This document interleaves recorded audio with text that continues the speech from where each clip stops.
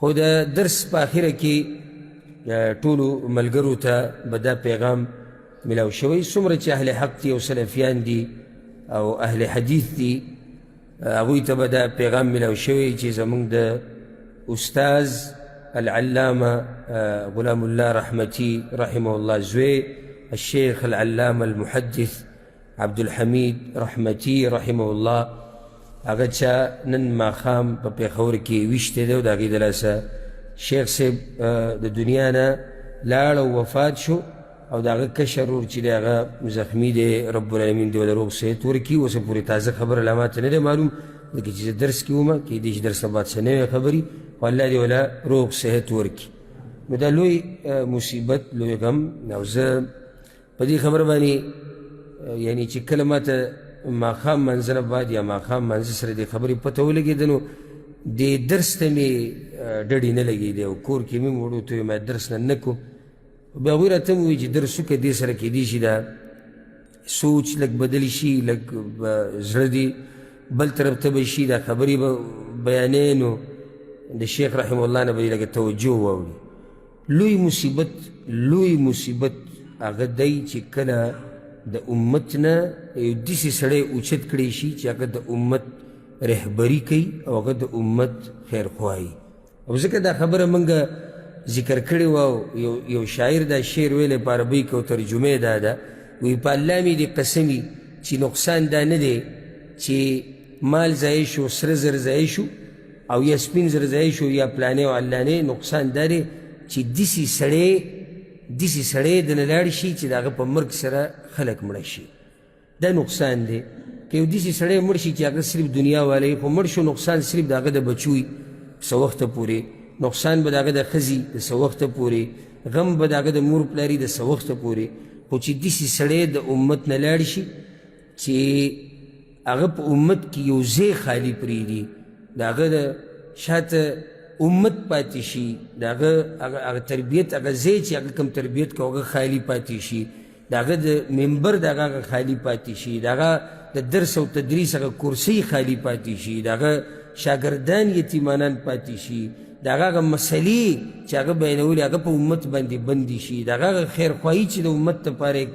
لټوله هغه بندی شي دا لوی نقصان دی د دې نه اخوا بل نقصان نشته او وجه دا ده لږ ساعت مخکې ما تاسو درس کې دا وویې چې په دې امت باندې ټوله لوی مصیبت څه راغلی د پیغمبر صلی الله علیه وسلم مرګ بیا په هغې پسې لوی مرګ دا دی لوی مصیبت دا دی چې د دغه پیغمبر وارث هغه د دې دنیا نه لاړ شي دا بیا بل لوی مصیبت دی شیخ عبدالحمید رحمه الله څومره چې موږ پیژنو او څومره چې ورسره رابطه وه یو سلفي عالم او خصوصا د حدیثو په علم باندې انتهایی مین او ماهر په حدیثو باندې ور الله ډېره پوهه ورکړې وه خصوصا جرح او تعدیل او د رواتو تحقیق او د احادیثو اسانید او د اکثر زبانیاتو ډېره پوهه ور الله په دې باب کې ورکړې وه زموږ د الله نه دا امید دی چې د کم پیغمبر په خبرو باندې هغه ډېر مینو انشاءالله د هغه پیغمبر سره به د قیامت په ورځ حشر کیږي شیخ عبدالحمید رحمتي رحمه الله یو ډېر عجزه او خاکسار انسان انتهایی عجزه انتهایی خاکسار غټ صفت پکې دا و چې حق بیانول په هر ځای کې دا د هغه یو غټ صفت و د چا ملامتګر د ملامتیا نه به نه یېرېدو چې څوک به راته دا ووایي یا دغه به ووایي نو شیخ رحمه الله د دې دنیا نه لن لاړو ټول د دنیا نه تلونکي دي او نن یا سبا موږ به پکې هم نه یو او هغه به هم نه یي هغه بل به هم نه یي هېڅوک به نه یي کل من علیها فان ویبقى وجه ربک ذو الجلال والاکرام د دې نه مخکې د امت لوی علما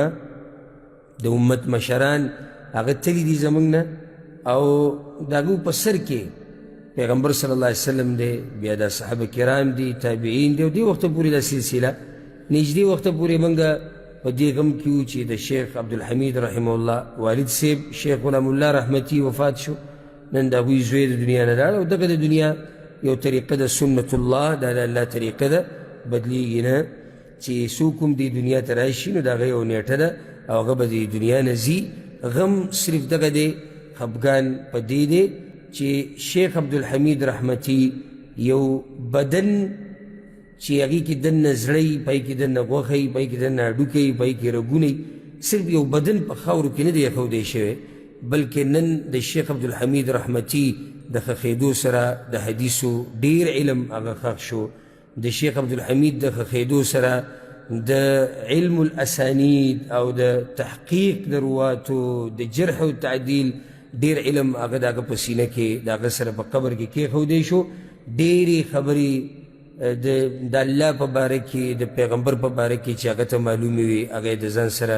په سینه کې قبر ته ویوړې. ځکه د علماو مرګ دا لوی مصیبتي، ته یو عالم تصریف یو انسان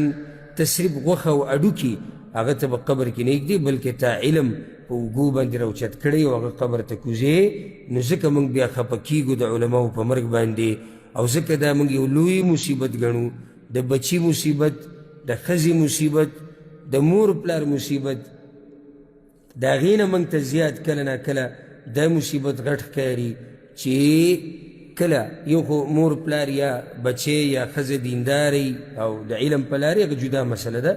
نور د علماو په باب کې چې کوم مصیبت دی امت ته رسي، د دې ځای هېڅوک نشي ډکولی. ځکه کله چې یو عالم د امت نه لاړ شي، نو په دې امت کې یو سوړه پیدا شي، یو خالي ځای پیدا شي چې دا ځای بیا بل څوک نشي ډکولی. نو شیخ عبدالحمید رحمتي رحمه الله، الله سبحانه وتعالی دې په هغه باندې د رحمتونو باران راووري، او الله سبحانه وتعالی دې د هغه قبر د جنت باغچه وګرځي. الله سبحانه وتعالی دې د هغه شاګردانو له، د هغه خپلوانو له، د هغه بیبیانو له، د هغه بچو له دې الله د زړه صبر ورکړي، او الله سبحانه وتعالی دې د هغه حساب کتاب اسان کړي. او موږ په دې باندې دا ګوایي ورکوو یا الله چې شیخ عبدالحمید رحمتي ستا په خبرو باندې، ستا د پیغمبر په خبرو باندې ډېر مینو، د هغې دپاره به یې غیرت کوو، د سلفیت دپاره به یې کوشش کوو، همیشه به یې دلیل زورور ګڼو د قرآن او حدیث، همیشه به د خلکو د خبرو په مقابله کې د قرآن او حدیث دلیل پیش کوو. نو یا الله موږ په دې باندې ګوایو، د دې د برکته یا الله ته په هغه باندې نن خاص رحم وکړي. الله دې هغه د قبر په امتحان کې کامیاب کړي، او الله دې د قبر د اولنۍ شپه په هغه باندې د خوشحالو شپو تېره کړي، او الله سبحانه وتعالی د هغه کشر ورور چې کوم زخمي شوی دی، الله دې هغه له روغ صحت ورکړي. او الله سبحانه وتعالی دې زموږ چې څومره علما پاتې دي حق پرست په دې امت کې، رب العالمین دې هغه ټولو له